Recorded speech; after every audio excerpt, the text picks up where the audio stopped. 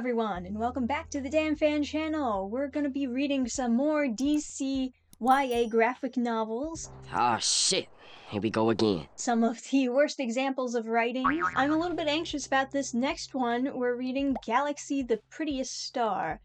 I don't know that much about this, but this is I think the only DC YA graphic novel that is not a superhero story. I think it's just some person with some like sci-fi elements added in there, but there's a lot of pressure on this to be good because it's supposed to be a metaphor for being trans. I don't know if it's actually a metaphor for being trans or if the main character actually is supposed to be trans. This up top says that it's just a metaphor for being trans. Based on what I read in the descriptions, it sounds like the person actually is trans. I guess it's just a weird way of describing what this book is actually supposed to be. I'm not really sure what to expect from it. But we're gonna find out what to expect from Galaxy the Prettiest Star. And then we open it up with our main character, I suppose. Ever wake up and not recognize yourself in the mirror? It's you. You know it's you. Your hair, your teeth, your eyes. But somehow, it isn't you. I feel that way every day. Not that it matters. We don't get to choose who we are. I mean, who you are, sure, you get to choose. That implies your personality. What you are is a different thing. You don't get to choose what you are. You can choose who you are as a person. And we have Quirky Girl. Don't you just always love when they insert Quirky Girl into the story? I'm Sally Ride. It's for school. Come as a historical figure that shares your first name. I don't even know who it is. So, whatever. Don't get eggs on that spaceship. Took me till 3 to finish it. Dude, is that his dad? He's fucking beefy. That is the most Chad-looking dad I've ever seen. Hair's getting long. I was thinking of growing out, like when I was younger. I mean, to be fair, you don't have to be trans to have long hair. You know that there are metalheads out there who have very long hair, my boyfriend included in that. I'll see you at practice. He says that every single day. What do you expect him to say? What's the critique there? Life is so boring. I wish that some galaxy would just smash on my head and turn me into a girl. I don't actually know if that's the plot, but... Ah well, you can't pick your family. I've heard that a lot. Yeah. Okay, so the dog talks? We're just not gonna acknowledge that, huh? Okay. Have they even tried pointing the dish toward Metropolis? I've heard things about that Superman guy. Oh yeah, you gotta drop the Superman. You gotta talk about Superman at least once in every DCYA graphic novel, just to remind everyone that this is DC, because otherwise, you wouldn't know! I only feel free playing basketball.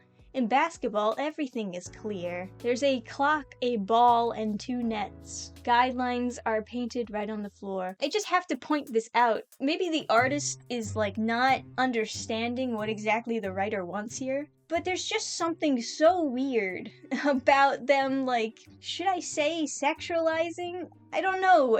I mean, they obviously drew the tank top to be super overly flowing enough to show his nipple here. It just feels over the top to me personally. And this is supposed to be the character who is a trans woman. Why are we sexualizing them as a guy? What's the purpose of that? Do you just want the best of both worlds? Are they not actually supposed to be trans? Are they just a drag queen? It's making me uncomfortable. The opening scene made me uncomfortable too, because you see them with their 8-pack flexing in front of the mirror. You can let that slide maybe, because the whole point is that they don't feel comfortable in that body, but this I don't feel like has as big of an excuse. Now we're in the boys' locker room. Once again, just a bunch of shirtless guys. You ain't part of this team, chick. And not until you stop being afraid of the ball, chicken.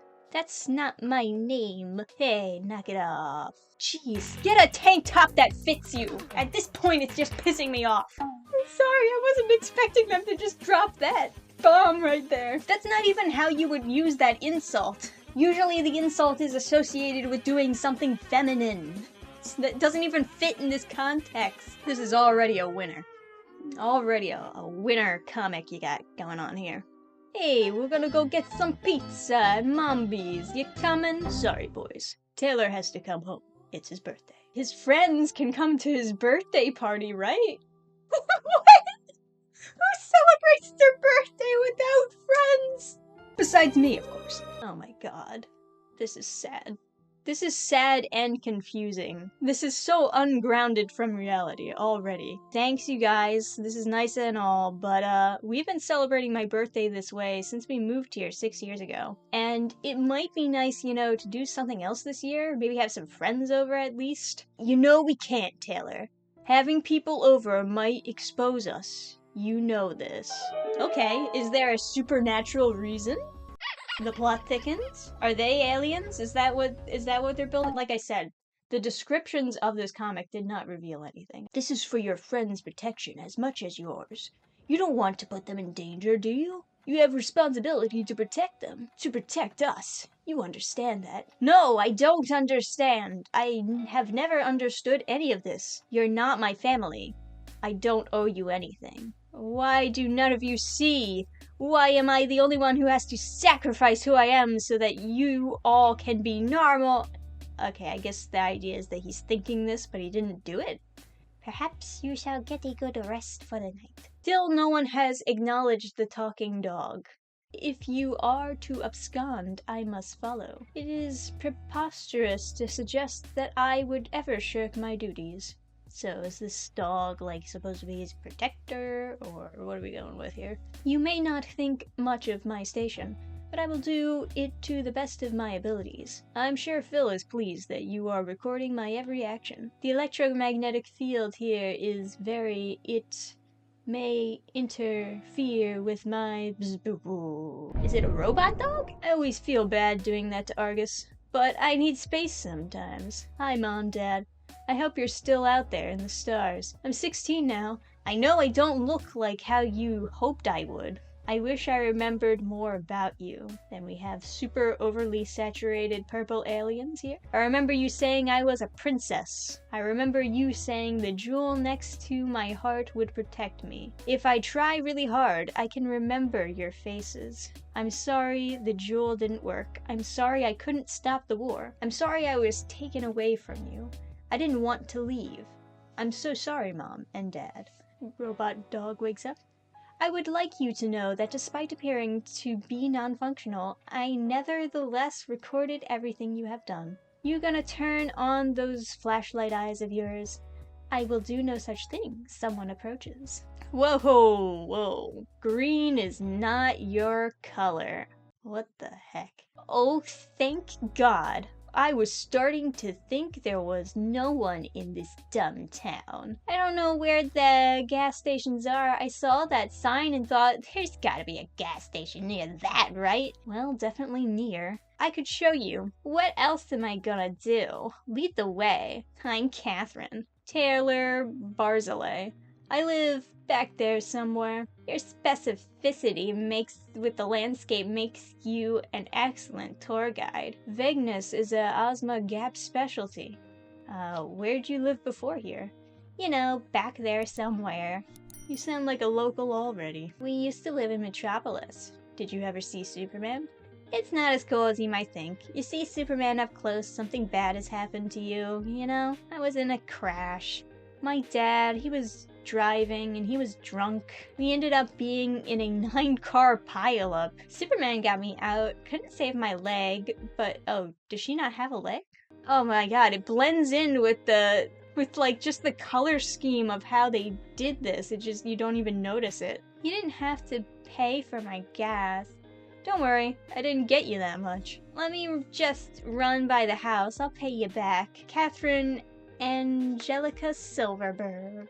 You do not just drive off in the middle of the night. Mama, I am so sorry. I just had to let off some steam, but then I ran out of gas and was in the middle of nowhere, but luckily Taylor was there. I should go. Carl, oh, he's back home. Were you in a fight? Why are you in my room? I know you sneak out at night. I don't know what you do, and honestly, I don't care, but you need to watch it. You're important. You're the galaxy crowned. Shit, you're the whole galaxy to some people. I'm not. Bullshit, you do not get to turn away from this.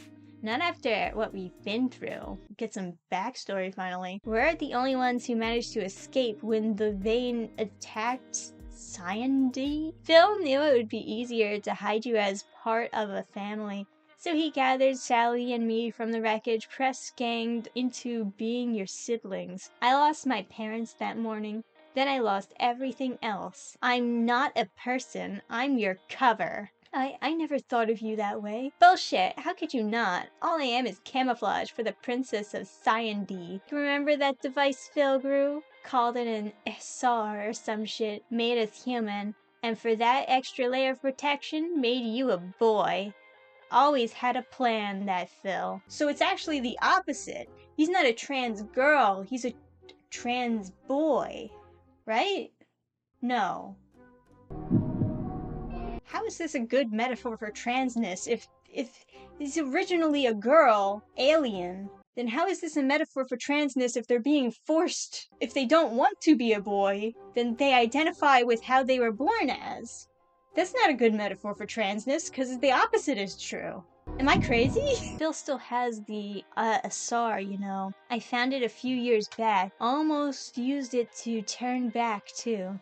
Right then and there. But we don't get to damn the consequences. Not me, and certainly not you. The Vane are out there, even now, searching for you. Because of that rock in your chest. Every second you breathe, we are in danger. I never wanted any of this. I never wanted to be a boy. And I never wanted this jewel in my heart. None of us has what we want. I see you're still short. Chapter 2. Hey, check out the new girl. You mean Kat? You gotta introduce me. Does she have our lunch period? I'll go ask her. You can do this. Be a man. Just talk to her. Don't use her name. Just talk to her. Just talk to the most attractive girl you've ever met.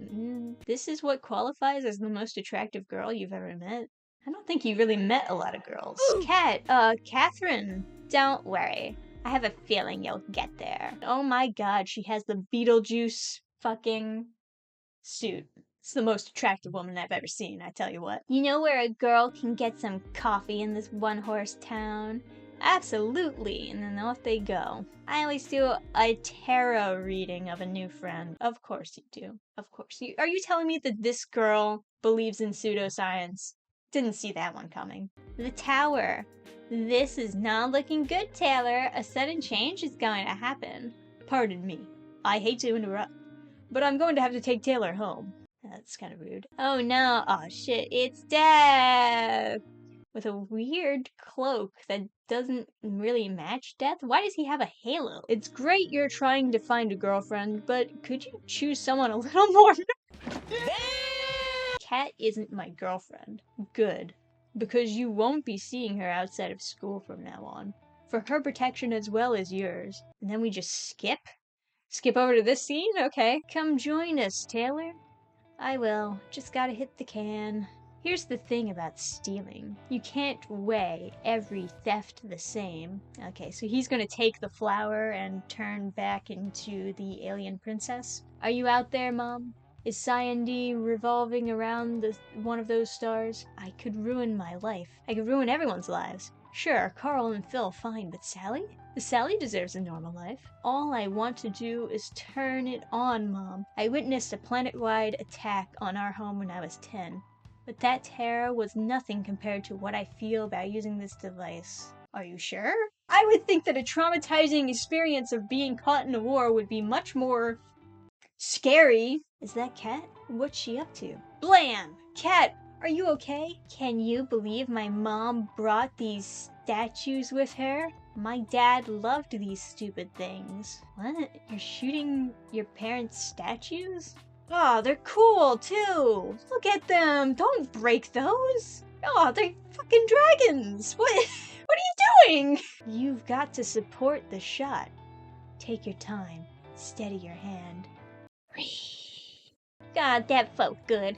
Still some left. Ah, man, this is painful. Sometimes you have to break something. Couldn't you just chop wood or something? Something healthier. I'm not into guys. I'm not a guy. Oh, now? Now you're gonna use it to turn back into a girl?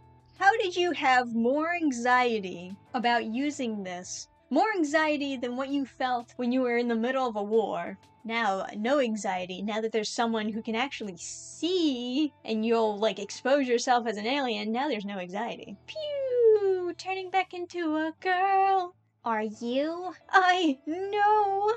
Taylor, wait! Running.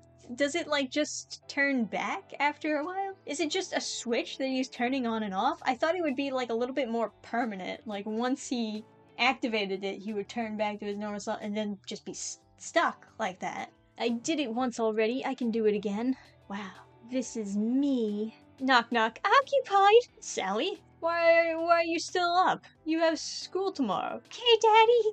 That's my girl. Even my voice has changed. Everything has changed. I'm terrified of changing back. I can do this. I can do this. Alright, you know what? We're gonna end it here. But yeah, this is really odd. If the purpose of this is to be a trans metaphor, it's kind of an odd choice of how to do a trans metaphor, because, like, this is supposed to be their real gender, and they feel comfortable with their real gender, which is not actually what being trans is. I would have flipped everything. If it were my decision, I would have, like, flipped it so that they were, like, changing their gender to the opposite of what they were born as.